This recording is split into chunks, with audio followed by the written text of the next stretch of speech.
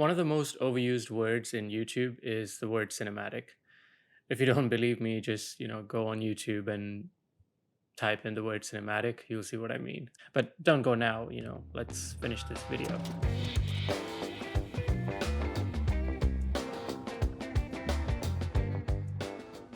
A lot of it is clickbait, but even when it isn't, you don't always come away satisfied with what the person making the video claims to be cinematic. So when this idea to shoot cinematic portraits came about, I stopped and asked myself, what the hell does cinematic even mean? To me, at least. Yes, it is subjective to some extent. I did ask some of you on Instagram and other mediums on what it means to you, and I got some interesting responses. But before we get into it, let's take a brief look at what this word has meant over the last 100 years or so. Back in the early 1900s, cinematic simply referred to the medium of cinema, of moving film. To begin with, black and white was the only available medium. Then, with color film and variety of crop ratios, the options available to shoot cinema exploded. 35 film became standard for movie productions, and through these years, cinematography also underwent a shift in terms of using angles, compositions, and other elements to convey certain emotions. And with that, our idea of what is cinematic also evolved. To some extent, technology available also influenced what is cinematic. For instance, cathode ray TVs had a limited dynamic range, so TV productions had to be lit brighter compared to cinemas, and resulting in difference in contrast. With the invention of digital cameras, shallow depth of field, which once was also considered cinematic, became associated with mass media. Fast forward to now, there are virtually no technological limitations from capturing to viewing cinematic imagery, so the key differences are with visual elements such as colors, lighting, and aspect ratios.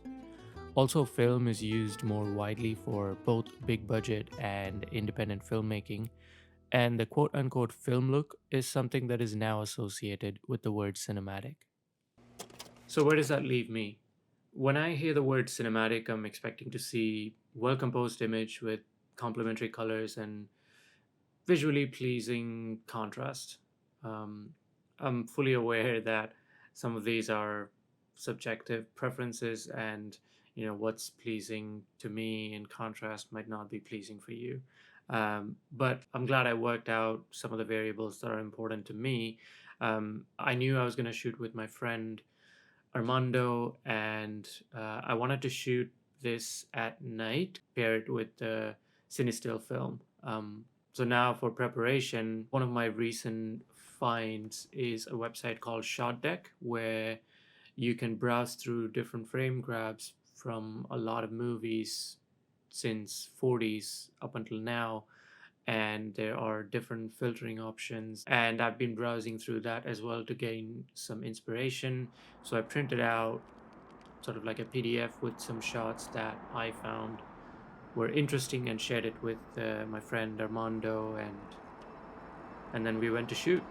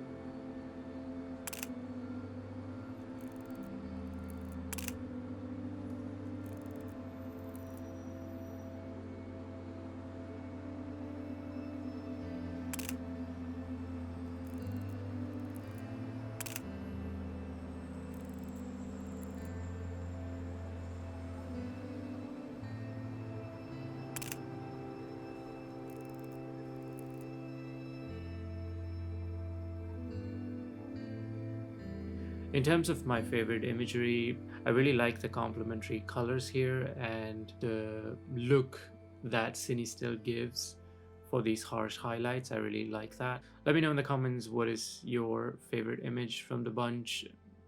I hope you enjoyed this video. I really had a fun time making this video and looking back at all these old defining movies in the cinematic history.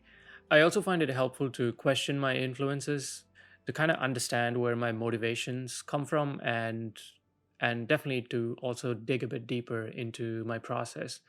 And in this instance, it also helped me to prepare a bit better for my shoot. Um, but yeah, that's been it. I really appreciate you giving me your time. Thank you so much. Take care. I'll see you in the next one. Bye.